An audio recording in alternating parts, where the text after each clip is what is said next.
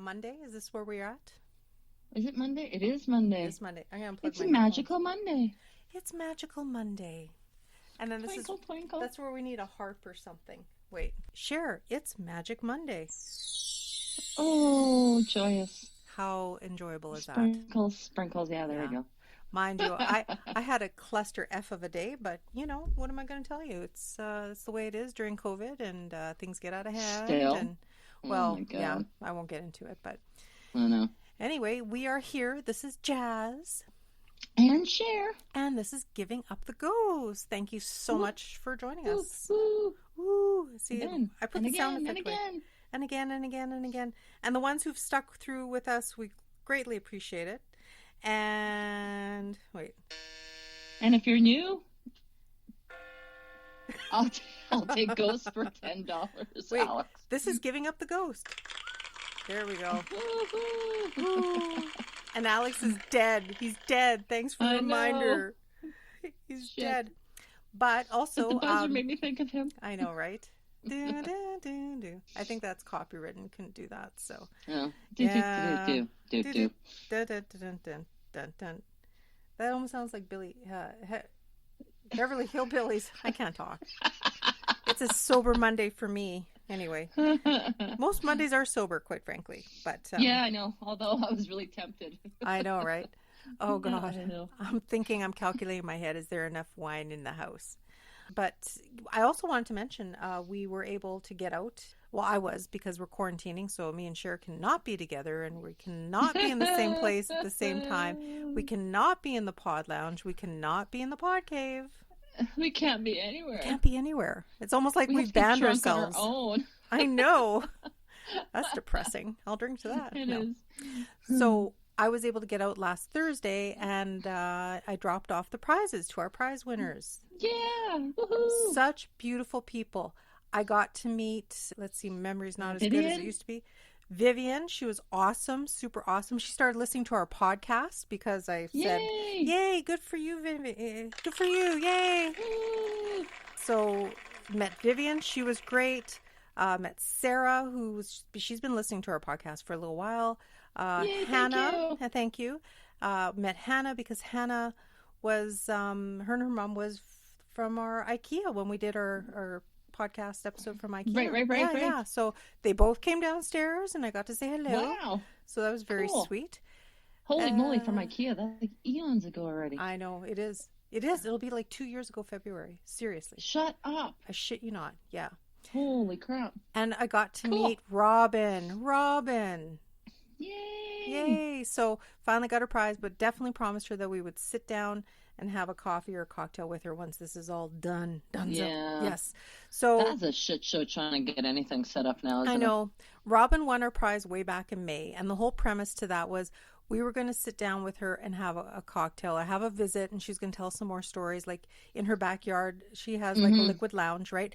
So we kind of like just let that go, between us getting our stuff together, finding time, and herself, and then her daughter got married. So I mean, like, it was just coordinating. It was and it just got to the point where I'm like, she needs to get this prize. So she finally got her prize. Yeah. So gracious, thank you, Robin, for waiting so long. So to all our winners, thank you.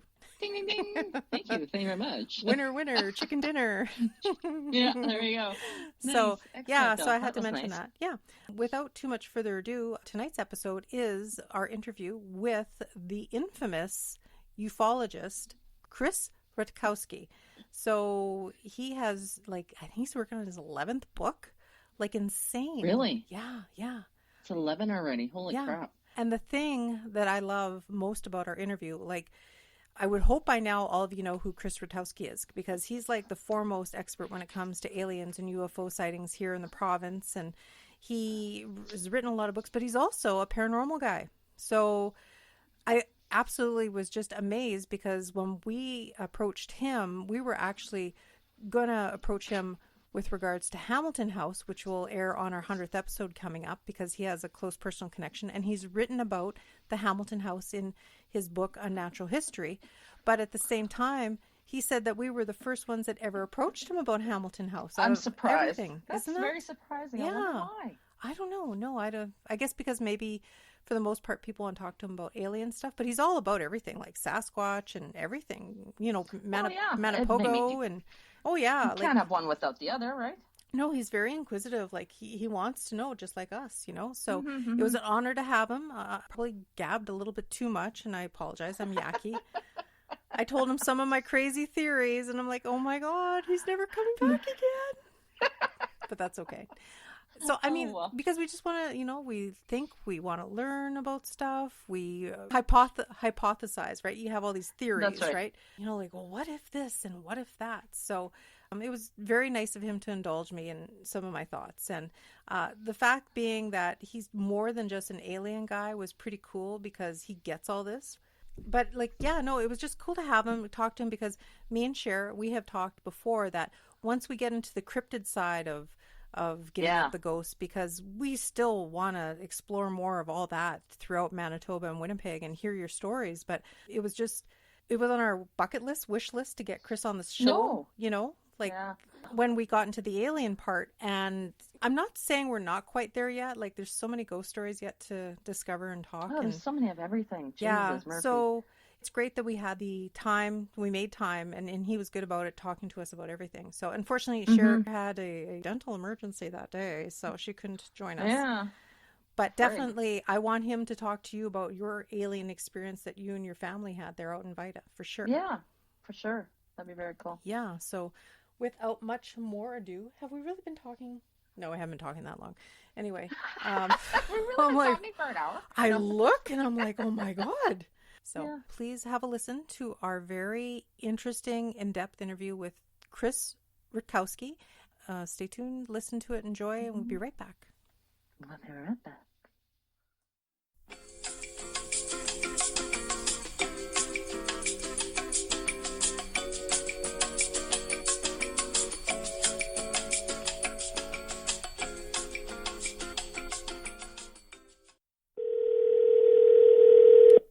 Hello. Hi, is this Chris? This is it. This is Chris. Yeah. Hi, Chris. It's Jas from Giving Up the Ghost. How you doing? Pretty good. And yourself? I'm very well, thank you. So my partner, Cher, had an emergency dental thing happening at 12:15, so she might chime in if she gets home in time. So she had a toothache 4 a.m. This is probably the worst time. That would be my living nightmare during COVID, having to go to the dentist. You got to do what you got to do, right? So So if you're okay just talking with me, I mean, I don't want to take too much of your time. I got so much to ask you. It's just embarrassing, I swear to God. So no problem. I'll try to reply as best I can. This summer, my neighbor out at the cottage, she knows I'm onto all this stuff, and she's like, here, I've got this book for you. And it was your Unnatural History book. Like, talk about like everything you ever wanted to know, whether you're into UFOs or paranormal. Like, it's just like all in one little package. Like, that's a beautiful book. Like, honestly. Oh, well, thank you. Yeah, I started by, sort of working in a lot of different fields by accident, really. Right. I had actually started first in the UFO scene and investigating the reports that had been made, and then talking to more people who had been seeing things. This was back in the 70s. Mm-hmm. And what happened was people would come up to me and they say, I didn't see a flying saucer or a UFO, but I've had some other strange things happen to me. Right. And at first I was pretty reluctant to talk with people about that. But then I realized, well, maybe there's some sort of connection. And the connection sort of was really made a couple of times when I would talk to people in their farmhouses about seeing UFOs, and they would say, no, we've never seen any UFOs at all. Okay. And then a comment would be made about, oh, yeah, well, there's that thing over the cemetery. And that's I would hilarious. say, what's going on? And they say, well, there's that, the light that always shows up over the cemetery, but that's not a UFO. That's a ghost light. Oh, we said, well, what's the difference? Yeah, honestly, like when this COVID thing is done, we got to sit down and talk, because we're feeling a lot of this when we're talking about ghosts, like locally. It's the same idea, right? Because it's just like, oh, I don't believe in ghosts, but there was this one time a book levitated in front of me. It's like, well, okay. Yeah. Sorry. And I remember another time when I was speaking to a fellow, and how I found these people was by, a UFO was seen, on a particular over a farm, and then they said, well, go talk to so and so down the mile road about 3 miles, and that's where the person had seen the ghost light.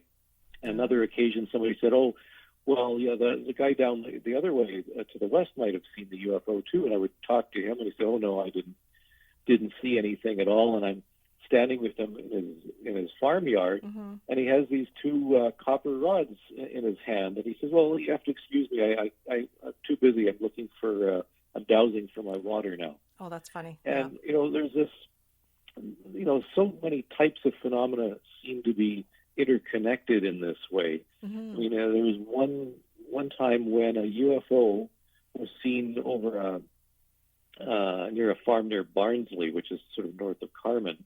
Okay. And not far away from Barnsley, somebody had seen a Sasquatch near Long Plains. So that's I don't know, 20 kilometers, 30 kilometers, something like that. Yeah, yeah. And in addition, somebody had seen a ghost light near there. So, the suggestion was that perhaps these things are a little more connected than we realize.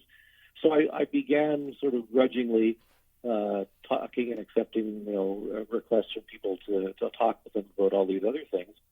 And I found out back then that all of these phenomena, and you probably are aware of this, are called Fortean phenomena, named after Charles Fort, who collected stories about unusual phenomena of all kinds back in the 20s, and published a number of books.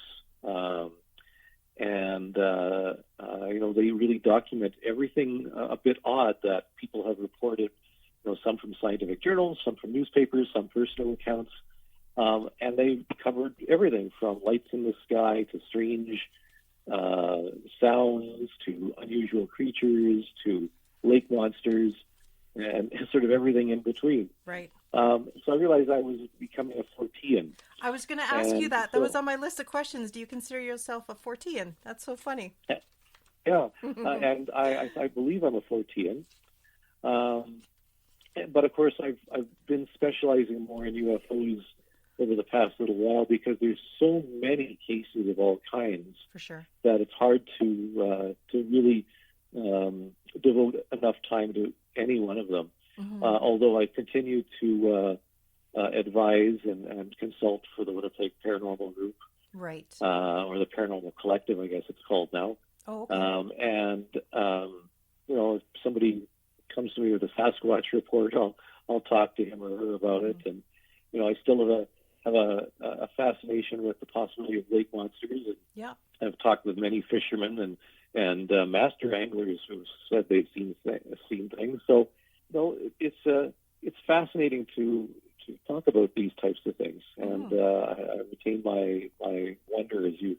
Yeah, for sure. Like, I mean, you can't limit the possibility. Like, I mean, there's so much out there that we don't know, right? So, I mean, you can't limit yourself just because if it's not a commonplace thing that it doesn't happen or it hasn't happened. Like, I mean, as far as like you say the Winnepogo or Manitoba, for example, a lot of that would be sort of like maybe something survived somewhere deep down in through the ice age and all that. Like, maybe it's just, like it's not a UFO or cryptid or anything like that, but maybe it's just something that's survived. I don't know, right? Like, yeah, who knows? I guess the quote that I like is, "We don't know what we don't know."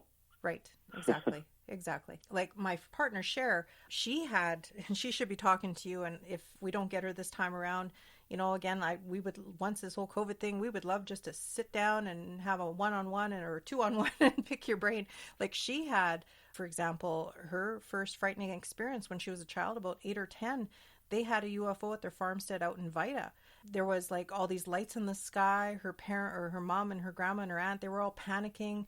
They scooped her up. They went into the root cellar. Like something was sucking stuff up. You know what I mean? Like it was just a very odd occurrence. And, it was really? something. That was out near Vida. By Vida. And it was a very harrowing experience. And she remembers it very specifically. Like now with her mom and her aunt and that, like getting older, their memories aren't as tapped in as much anymore. And I mean, if somebody doesn't believe in this stuff, they're more willing to brush it off in denial anyway, right? Because, that's just the common There were some really interesting cases, UFO cases out in the 70s, out near Sundown in Vida. So, that would be about the right time. Yeah, and I did read your book. I lent it to Cher so she could keep up with the interview today. So it's in her possession right now. But yeah, I read Sundown. I have a cousin's wife comes from their family, farming family comes from Sundown. All my dad's side of the family comes from Woodridge, as you know, the Ghost Lights of Woodridge, right? Like Yeah. I have a lot of relatives that have had firsthand. My dad had a firsthand encounter with going hunting in the swamp area, and he'd sit there for hours and he'd watch this thing just expand and contract and hover off the ground. It would also, years later when he dated my mom, they would go driving around in the countryside and it would follow them. Like, when you go to the crossroads and stuff, they'd make a turn, it would stay in the bush about 300 yards in, and it would follow them for like an hour. Like, they were really freaked out. Like, so, I mean, all this stuff, like... I think there's somebody, I mean, it's good that you're talking about this, because I've always thought that the Woodridge Light deserved a lot more attention. Totally. And there's so much falsehoods out there. My grandfather came in close contact with it too. When he died quite a few years ago. But I mean, this is probably one of the main reasons why I'm so interested in all of this, because at 9 years old, because he actually told, like, while he was still in, could speak, or you could understand him before age crept in, and, diabetes and all that kind of awful stuff. He would tell me stories. He'd, chance meetings with the devil, like really weird kind of ghost-like stuff. He would tell me the story how they would go out drinking one night in pitch black with their lanterns, and they came across like the glowing orb of the ghost light. It actually walked right past them. They were waiting for a friend. I know the homestead, like this Emil fellow that got his head chopped off and his ghost was roaming supposedly looking for his head. I know, I've been to the homestead. My dad's taken me. Well, my dad passed last year, unfortunately, but yeah, like he took us. I have pictures by the homestead of where once he passed away, it was like, his family, they had to come, they had to move away because he had like a wife and a couple of kids and stuff, right? So he was like the town drunk that got his head cut off. Anyway, sorry, it's not about me. It's all about you, Chris. You talk. Sorry. I get so excited. But yeah, the Ghost Light of Woodridge definitely needs more attention, and I would love to personally go out there and look for it at one point, Sure. Yeah, so UFO-wise is great too. I mean, we all have some weird stories that we can't self-explain, and, not that it's in denial, but just, until people say, oh, well, that happened to me too, or maybe... I don't know. Like, have you had a personal UFO story? Like, have you had or seen something happen to you that you're aware of? No. In fact, I'm rather unique in that way that I haven't had anything happen to me. I mean, I've seen a couple of odd lights in the sky that could have been anything, and right. But nothing that really has rocked me in the way that it has for so many people. Mm-hmm. And what was the first UFO story that really... Was it for Michalak? Was that the one that kind of brought you to the forefront with wanting to investigate more, or? Well, actually, I guess I started in high school and then into university. I was fascinated with it because when I was in university in my first year, that's when all the UFO sightings were happening in Carmen. Okay. And I was invited to investigate, and the Department of Astronomy, the profs weren't that crazy about all the UFO reports. They thought people were just being silly.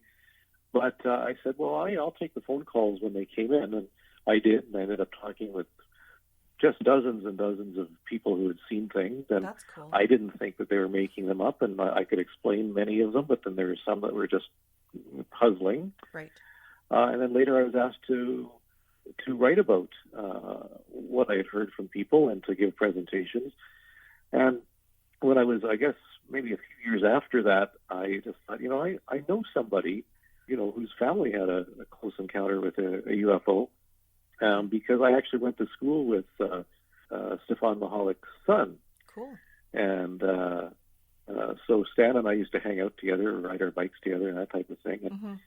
And by the time I was investigating, they had stopped talking with reporters and anyone. For sure. But because I knew the family, I was sort of welcomed into their home.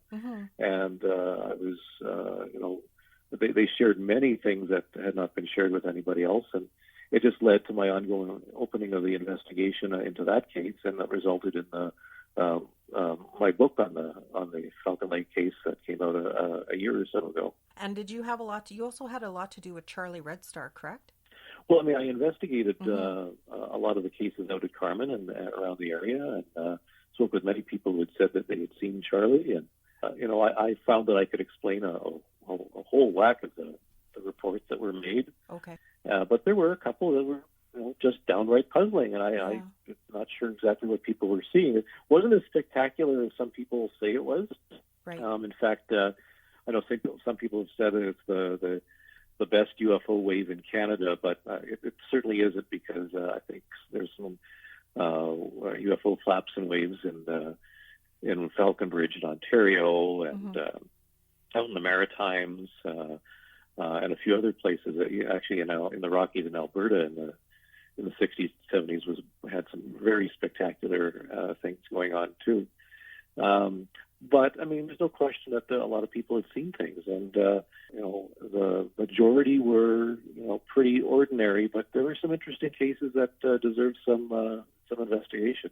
In your experience, because you've gathered so much information and stories from all over, primarily Manitoba, but in your experience, what do you have to say with regards to the amount of cases that are reported here? And again, granted, a lot of people don't report, but for the reported cases, do you find it's higher here? Like, what is the province that you've seen that has the most reports of UFO activity?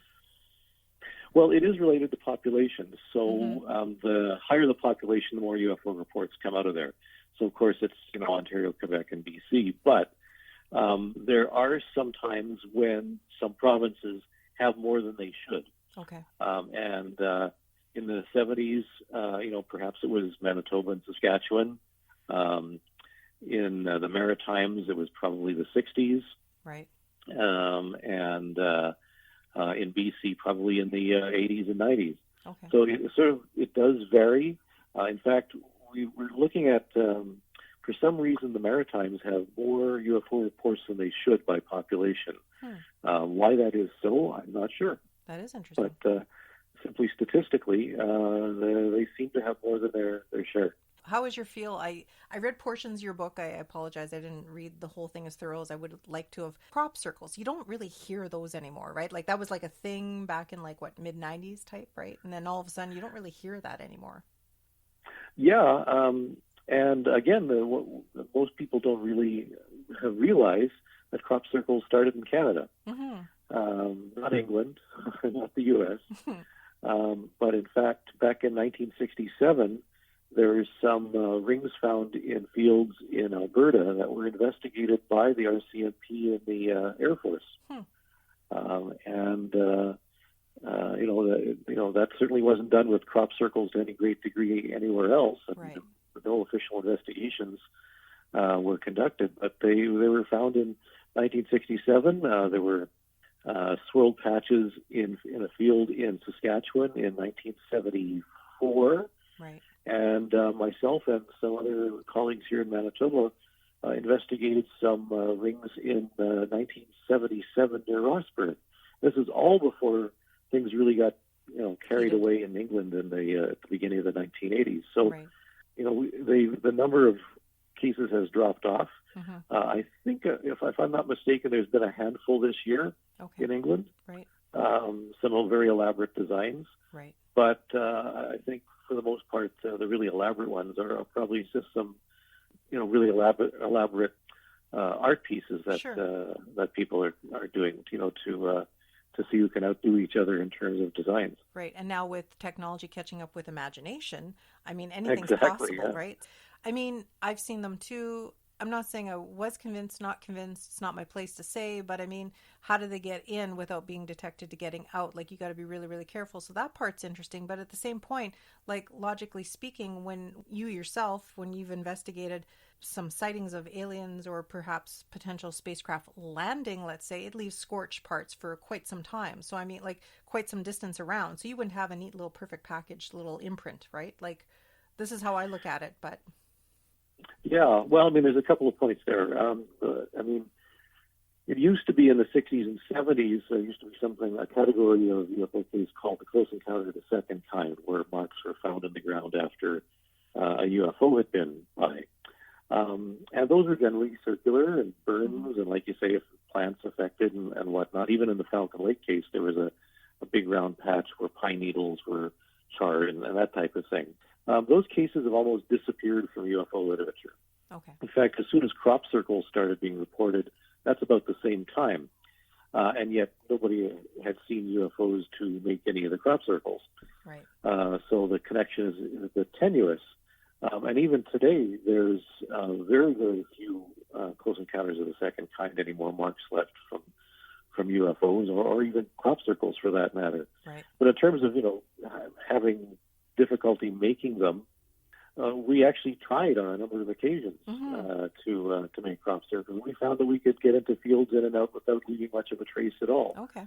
And they found that tram lines, or what we would call as tractor lines in Canada, are easy to walk on without leaving any trace of people walking in and out of the field. So it actually is a lot easier than most people believe, because most people haven't tried it, but we did. Okay, cool. Yeah, that's cool. So with regards to this crop circles and UFOs and like Sasquatch is always an interesting story too, right? So I have a theory. I mean, you haven't met us and I don't know if you've heard of us. I don't know, like we're a little wacky. We have theories and stuff. I always said, okay, now with my idea with Sasquatch, like whether you take it to heart or not, what if, for example, you have so many different types of races of aliens, right? Because that's what they say. They say it's just not just one generic brand. You have like a whole bunch of different types of UFOs, aliens that come to visit, or however they describe it. So, and again, you're a man of science, so I don't want to offend you. But at the same time, let's say you had one race of aliens, or that they have like a bit of an investigation. Well, they all want to probe us or something, right? They all kind of want to investigate supposedly or check us out or see what we're doing, or maybe they're just keeping tabs on us, really. And at the same time, what if you have like this one type of alien nation that want to do experiments on us, and say they start messing around with the gene pool, like they start reconstructing our genes to see if they can help us evolve, but they keep screwing up and they keep making these mongoloid creatures, like these Sasquatch type creatures, but they have a heart. So they're like, well, we can't do anything with this. We'll just put it back somewhere, where let it live out its days somewhere where nobody's going to find it, and they have a bit of a heart. I don't know, because like those are great stories. It's fun to speculate like that. There's some wonderful stories, but there's some people who suggest the Sasquatch are actually the aliens' pets that they let out to pee and poop when they land on Earth, something like that. The rejected pet. They don't want to bring it back to the pet store, so they're like, we'll dump it on this planet and it'll evolve eventually. Most people wonder at 3 a.m. if penguins have knees. I wonder, where did the Sasquatch come from, or Bigfoot, right? So I have an aunt. I always heard this story out in the Woodridge area. You go blueberry picking, you go like all the other berry pickings that you have and stuff, and I can't remember which one. Chokecherry, I think she went picking. It was one on the bush. It was a thick area, and then she was picking, and then there was something on the other side, but it was standing on its hind legs, and it didn't sound like a bear, like the weight and stuff like that, and she kind of just waited till it went away, and she kind of saw the back of it walk away, and it didn't look like a bear, and it was always suspected that potentially it was like a Bigfoot, anyway. Yeah. But that was the only story I've ever heard out that way about a Bigfoot or Sasquatch. But who knows? I don't know. Yeah.